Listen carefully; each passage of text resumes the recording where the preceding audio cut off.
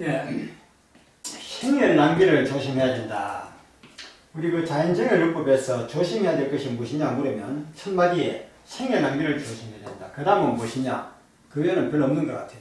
예, 생열 낭비만 조심하면 피부족도 방지하는 것이거든요. 이 생열요법에서 가장 조심해야 되는 것은 피부족이다 이런 말 잘 하지 않습니까? 피부족이다 이 말이 결국은 생열 낭비를 뜻하거든요. 생열을 낭비함으로써 피부족이 오는 것이기 때문에 이해되시죠? 가장이라는 말은 아마 들어가면 적합할 것입니다. 예. 자, 그러면 조심하는 방법이 무엇이냐 이걸 아시면 되겠죠? 부항을 누른다. 왜 그럴까요? 예. 머리가 있고 등이 있고 가슴과 복부가 있고 다리가 이렇게 있습니다. 예, 발입니다. 예. 머리, 몸통이죠. 자, 여기에 등에 이 자리에 이렇게 부항을 걸어서 공기 앞으로 이렇게 어혈을 뽑는다고 하겠습니다. 예. 이때 바늘로 이렇게 구멍을 내서 공기 앞으로 어혈을 뽑아낼 때 이 부항을 눌러주라는 이야기거든요. 무엇으로 눌러야 됩니까? 그 손밖에 없습니다. 부항을 누를 수 있는 도구는 손밖에 없어요. 손으로 이렇게 눌러줘야 돼요. 예, 부항이 이렇게 붙었다 하면 이 손으로 이렇게 눌러주는 걸 의미합니다. 너무 세게 안 눌러줘요. 상황에 따라서 조금 세게 또는 약하게 이렇게 누르는 것인데 왜 눌러야 하느냐 이걸 이해를 하셔야 됩니다. 그냥 부항을 누른다 이렇게 여기만 하면 이게 암기가 안 돼요. 왜 눌러야 하느냐.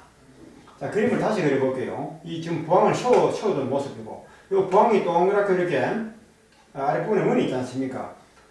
그러면 피부가 있고 부항은 이렇게 동그랗게 부항이 생겼죠. 위에 꼭지가 이 자리에 있습니다. 위에서 내려본 모습입니다. 예. 여기 부항 테두리거든요. 누르면 부항 테두리 압력이 가해지겠죠. 그렇죠? 예. 어혈은 이쪽에 있는 어혈을 뽑아내는 겁니다. 근데 이 밖에는 어혈이 있을 수도 있지만 밖에는 생혈이 있을 수도 있잖아요. 그렇죠? 밖에 생혈이 있을 경우에 여기에 공기 압을 걸게 되면 이 생혈이 이 안으로 들어와요. 외부에 있던 생혈이. 그렇겠죠?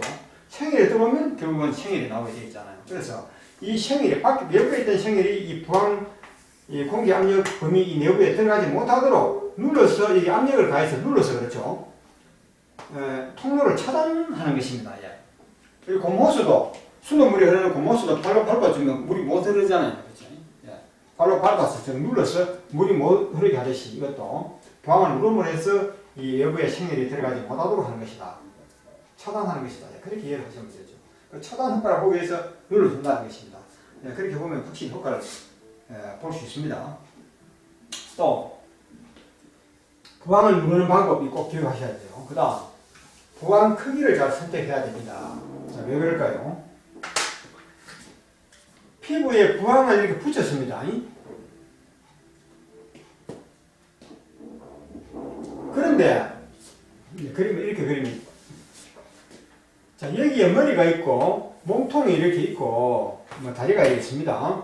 이 몸통 등에 어혈이 있는데 몸 전체에 어혈이 있는 것이 아니고 어떨 때는 어혈이 요만큼, 요 자리 요만큼 있을 수가 있어요. 요 자리만 어혈이 있을 수 있다는 말이죠. 이 어혈을 뽑아야 되는데 만약에 부항을 이렇게 큰 부항을 사용한다면 큰 부항을 사용해서 여기에 침구멍을 내서 부항에 공기압을 건다면 여기에는 어혈이 나오는 것이 아니고 물론 어혈도 나오죠. 그러나 이 어혈은 매우 느린 속도로 나옵니다. 그러나 여기는 어혈이 없고 생혈만 있죠. 이 생혈은 아주 빠른 속도로 나오게 되어 있어요. 그래서 여기에 이렇게 큰 부항을 사용하게 되면 어혈은 아주 느리게 나오는 데 비해서 생혈은 콸콸 나와버리기 때문에 짧은 시간에 생혈만 뽑는 결과가 된다는 것이죠. 이럴 때는 어떻게 되느냐 하면 이렇게 부항을 이렇게 테두리가 큰 걸 사용하지 말고 이렇게 큰 걸 사용하지 말고 이 어혈의 규모에 맞는 작은 부항을 사용해야 된다는 이야기죠. 어혈의 규모만큼 작은 부항을 사용해줘야지 생혈은 나오지 않고 어혈만 골라서 뽑을 수 있다. 이런 의미가 되겠습니다. 그래서 부항 크기를 잘 선택해야 된다. 그런데 반대로 어혈이 이렇게 좁은 범위에 있는 것이 아니고 이렇게 온몸 거의 전체 이만큼 어혈이 넓게 깔려있을 때는, 그렇죠. 이렇게 넓게 어혈이 깔려있을 때는 이런 조그만한 부항을 쓰게 되면 어혈이 잘 나오지 않습니다. 아주 잘 안 나와요. 이럴 때는 이 어혈의 규모만큼 부항을 큰 걸 쓰세요. 이렇게. 예. 뭐 이렇게 더 큰 부항이 있다면 이렇게 맞도록 쓰면 더 좋아요. 예. 큰 부항을 사용해서 찌르는 횟수도 많이 찔러줘야 되겠죠. 예. 큰 부항을 사용하면 어혈이 잘 나온다 이 말입니다. 그 생혈은 안 나오겠죠. 어혈만 나오겠죠. 예. 그리고 참고로 어혈이 이렇게 있습니다. 이 전체가 어혈이 깔려있어요. 예, 전부 어혈이 있는 곳입니다. 이 자리에 작은 부항을 걸게 되면 작은 부항을 걸어서 침으로 10번을 찔렀다. 예, 10번을 찔렀다. 이렇게 해서 뽑는 어혈보다는 큰 부항을 사용해서 똑같이 10번을 찔렀을 때 똑같은 10번을 찔렀을 때 작은 부항보다는 큰 부항에서 어혈이 더 순조롭게 잘 나옵니다. 예, 짧은 시간에 많은 어혈을 효과적으로 뽑을 수 있다는 말이죠.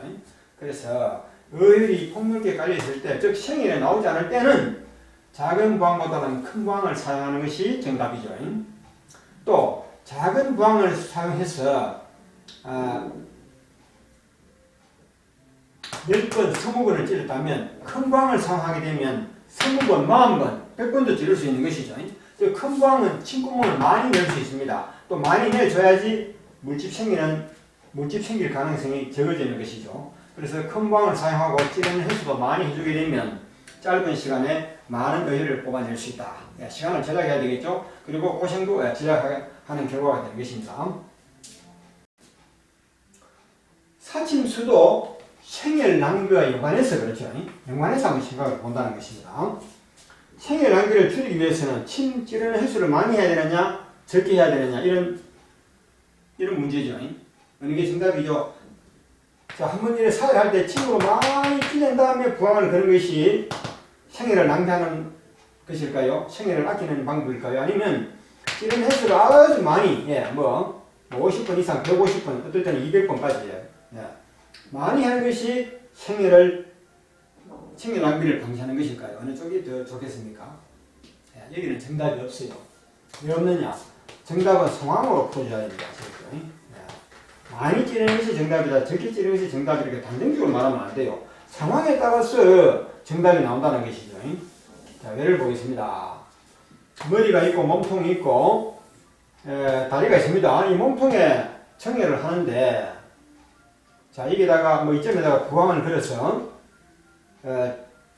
침으로 찌른다고 생각했을 때 처음 하시는 분은 제일 의문이 그래요. 부항 크기를 어떤 걸 할까? 이게 의문일 것이고, 그 의문이 풀렸다면 이제는 몇 번을 찔 것인가? 이런 의문이 들게 마련이죠. 특히 피 부족, 생혈 낭비를 방지하기 위해서는 특히 몇 번을 찔러야 할 것인가? 이런 의문이 나오기 마련입니다. 이걸 암기로 풀면 절대 안 돼요. 암기로 답을 보려고 하면 안 되고, 단정적으로 몇 번이라고 정해서도 절대 안 됩니다. 그럼 어떻게 해야 됩니까? 모든 것은 상황을 따라야 됩니다. 아시겠죠? 상황에 따라서 답이 결정이 된다, 이런 이야기입니다. 상황이 문입니다. 자, 여기에 이 자리는 처음으로 사용하는 것입니다. 이 자리는 처음으로 하는 것입니다. 이 자리에 어혈이 있다는 짐작은 가는데, 여기에 뭔가 통증도 있고 피부 트러블도 있고 뭔가 이 자리에 뭔가 좋지 않다는 그런 진단도 있었고 그런 느낌이 오니까 이 자리에 부항을 걸고 정혈을 하고자 하는데, 처음 할 때는 느낌으로만, 짐작으로만 어혈이 있다고 하는 것이지 실적이 있는지 없는지는 해보기 전에는 모르잖아요. 그렇죠? 부항을 압을 걸어서 이렇게 뽑아보기 전에는 모릅니다. 뽑아봤어요. 어혈이 나오면 있는 것이 없으면 없는 것이죠. 그렇죠? 그래서 이럴 때는 잘 모를 때는 일단은 3번 내지 10번 정도만 찔러보는 겁니다. 꼭 10번이라고 정할 필요는 없어요. 사람에 따라서 20번 할 수도 있고, 때로는 2번에서 20번을 할 수도 있는 겁니다. 비교적 적게 찔러라 이 말이죠. 그 이유는 무엇입니까? 적게 찔러야 하는 이유는, 만약에 이 자리에 어혈이 나오지 않고 생혈이 나온다면 3번만 찔렀을 때는 구멍 3개에서 전구멍 3개에서 생혈이 나오기 때문에 짧은 시간에 많이 안 오겠죠. 그러나 만약에 3번을 찔리지 않고 30번을 찔렀다고 보세요. 30번 내지는 50번 찔렀다고 보세요. 여기서 생혈이 나온다면, 바늘구멍 50개에서 생혈이 나온다면 3개에서 나오는 것보다는 몇 배, 10배 이상 많이 나오잖아요. 그렇죠? 아차, 생혈이 나오네 하고 멈춰야 하고 이미 때가 늦어버려요. 그래서 생혈이 나오기 시작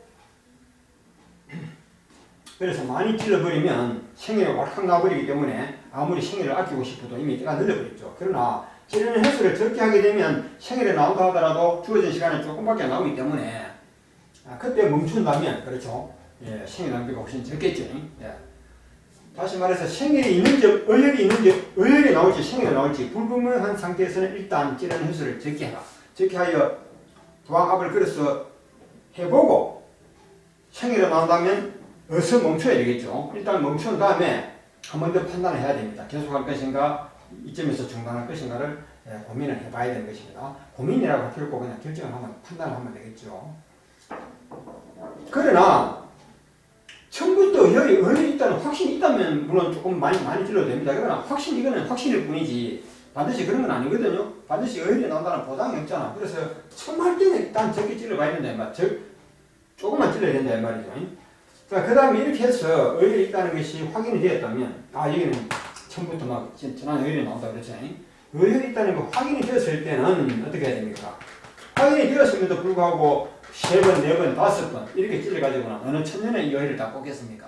이럴 때는 이 부항을 떼어내고 다시 많이 찔러주셔야 돼요. 많이. 자기가 원하는 만큼 많이 찌름을 해서 침구목수가 많으니까 어혈이 아무래도 많이 나오겠죠. 이렇게 해서 빨리 효과적으로 어혈을 정의를 해야 된다 이 말입니다. 상황에 따라서 횟수를 결정하고 어혈이 있다는 판단이 서면 찌르는 횟수를 늘리고 어혈이 없고 생일에 나온다고 판단되면 일단은 중단해야 된다. 그렇죠? 만약에 중단했을 때 한번 고민을 해봐야 돼요. 그대로 영원히 중단할 것인가? 생일에 나오는구나. 그렇다면 이 자리는 어혈이 없다고 이렇게 판단해버리면 안 됩니다. 처음에는 생일에 나왔다 하더라도 처음에만 생일에 나온 것이지 그 자리에는 어혈이 있는지 없는지 이것만 가지고는 알 수가 없어요. 자, 예를 들어서 이렇게 보겠습니다. 머리 여기 배꼽입니다. 여기는 등입니다. 등 그렇죠? 여기는 등입니다. 이거 조금 더 그림을 크게 그려볼게요. 복부 여기는 등입니다.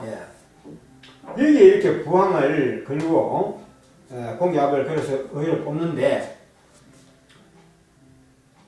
몸속에 어혈이 어떻게 분포되어 있냐? 몸속에 어혈이 분포되는 방식은 그 피부에 넓게 어혈이 분포되어 있느냐, 이렇게 좁은 범위에 분포되어 있느냐 이런 문제가 있을 수 있고 이거는 그 피부에만 보는 것입니다.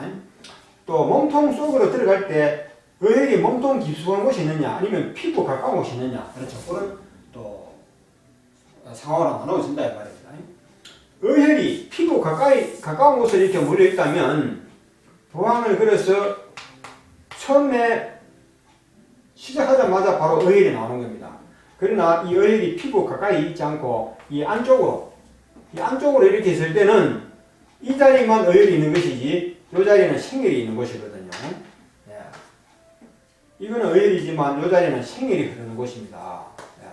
이 생일이 흐르는 자리에 부항을 걸기 때문에 처음에 정혈을 시작하게 되면 생일부터 나오는 건 당연하지 않습니까?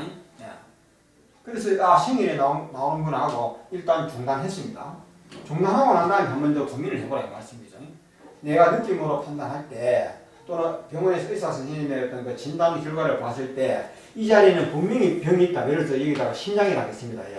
이 자리는 분명히 어혈이 있을 것이다. 이렇게 확신이 쓴다면 뭐 100% 확신은 아니겠지만 그리고 이 자리를 어서 병을 빨리 고쳐야 하다, 시급하다, 위중하다, 위급하다 이런 판단이 있으면 생일이 나온다 할지라도 계속 나오는 것은 아니니까 다시 도전을 하는 거예요. 다시 도전을 하는데 그럴 때는 어떻게 하느냐? 찌르는 횟수를 그대로 뭐 3번 내지 10번 이렇게 할 수도 있어요. 아니면 조금 횟수를 늘려가지고 15번까지 해도 괜찮을 수 있습니다. 그냥 자기가 판단하면 되겠어요. 자, 이렇게 해서 재도전을 하는 거죠. 다시 침으로 찌르고 압을 걸어서 이럴 때는 어떻게 되느냐? 부항을 꽉 눌러줘야 돼요. 눌러주게 되면 이 테두리가 누를 거 아닙니까? 그러면 누르게 되면 이렇게 되죠.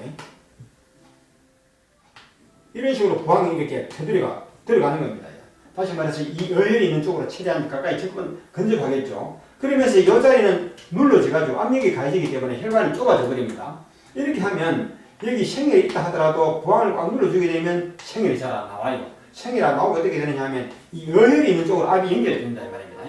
어혈이 있는 곳까지 압력이 전달되게 돼 있어요. 생혈이 막 들어가 버리면 이쪽으로 전달이 잘 안 되지만 저들을 여기 눌러주게 되면 이 안에 있는 이 어혈까지 압력이 전달된다. 왜? 여기는 차단돼 버리기 때문에 바꿔보면. 그러면 생혈이 조금 나오는 듯 하다가 서서히 어혈이 나오는 모습을 볼 수 있을 겁니다. 예. 그럴 때는 아 역시 진짜 했던 대로 이 속에는 어혈이 있구나. 예. 이렇게 해서 누르는 상태에서 몇 번 더 사이를 계속 하십시오. 그러다가 어혈이 자꾸 나오고 어느 정도 어혈이 나오기 시작하면 그때는 조금만 눌러줘도 돼요. 조금만 눌러도 계속 어혈이 나오는 효과를 거둘 것입니다. 예. 이해되셨나요? 그래서 이 부항을 누르는 요령이라든지 크기를 선택하고 사침 수율은 다 중요한 것이고 여기에 대한 질문도 엄청 많이 들어와요. 또 생일 낭비를 방지하는 방법으로서 혼자서 한 자리만 한다 이것도 기억을 해 두셔야 되는 겁니다. 내가 내 몸을 할 때 또는 내가 타인의 몸을 정렬해 줄 때, 사회를 해줄 때 보통 보면 이 몸통에 그렇죠. 머리입니다. 몸통에다가 여기도 부항하고 여기도 걸고 여기도 걸고 그렇죠. 여기도 걸고 많이 할 때는 그 유튜브 같은 데 보면 그런 거 볼 수가 있어요. 부항을 한꺼번에 막 5개 정도에 5개 정도에 많이 걸어놓고 사회하는 정렬하는 장면을 볼 수가 있는데 이거 상당히 조심해야 되거든요. 예, 아주 조심해야 되는 것입니다. 막 이게 모델링처럼 이렇게 막 보여줘요. 설명도 해주지 않고. 예. 이렇게 동시에 부항을 많이 거는 것은 장점과 단점이 있습니다. 장점이고 단점이 있어요. 혼자 할 때 한 곳만 하는 것이 장점도 있고 단점도 있다. 장점은 무엇이냐 하면요. 생혈 낭비를 방지하는 것입니다. 예. 단점은 반대겠죠. 단점은 생혈 낭비를 할 위험성이 굉장히 많아요. 한 자리에서만 정렬을 할 때 단점은 주어진 시간에 어혈을 많이 뽑을 수 없다. 이게 단점이겠죠. 그러나 장점은 생혈 낭비를 방지할 수 있다. 이것이 큰 장점이다. 이 말이에요. 왜 그럴까요? 좀 전에 말씀드렸잖아요. 이 자리에 생혈이 나온다면 눌러줘야 되겠죠. 예. 그런데 한꺼번에 5군데, 뭐 2군데 이상 해버리면 생혈이 나올 때 눌러줘야 되는데 눌러줄 사람이 없어요. 예. 눌러줄 손이 없어요. 예. 물론 주변에서 도와주는 사람이 여러 사람, 한 사람 더 있다면 그 사람에게 눌러달라고 또 이것도 하면 되겠죠. 그래서 도와주는 사람이 없다고 볼 때, 해주는 사람이 한 사람뿐이라고 할 때는 한 사람이 2곳 이상을 정렬하는 것은 생혈 낭비의 위험이 있다. 이 꼭 기억하셔야 됩니다. 자, 그런데 여기에 부항을 걸어보니까 진한 어혈이 또 너무 잘 안 나온다. 눌러주지 않아도 생혈이 안 나오고 아예 어혈만 나온다. 이것이 확실할 때는 여기에 부항을 걸어놓고 누를 필요가 없잖아요. 그렇죠. 누르지 않아도 생혈이 안 나온다 이 말입니다.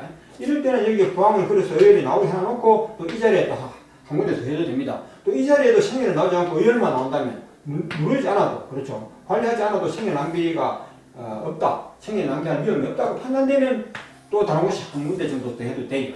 예. 물론 이 전체적으로 생혈 낭비가 전혀 없다면 한꺼번에 5개, 3개 이렇게 걸어서 한다면 짧은 시간에 많은 어혈을 뽑을 수 있죠. 예. 그래서 많이 한꺼번에 한 그 장점과 단점 이걸 잘 판단해서 생혈 낭비를 하지 않도록 상황에 맞게 그렇죠. 예. 상황에 맞게 적용해서 진행을 하시면 된다 이런 이야기입니다. 너무 당연한 이야기죠. 예, 2곳 이상 동시에 해도 되는 경우 한마디로 말해서 생혈의 낭비가 없다는 것이 확실할 때는 2곳 이상 3곳 그렇죠. 심지어는 5곳까지 해도 됩니다. 근데 여러 곳을 하게 되면 또 환자 입장에서는 힘들겠죠. 통증이 더 심할 수 있다. 이때는 환자의 의견도 들어보고 진행하는 것도 좋습니다.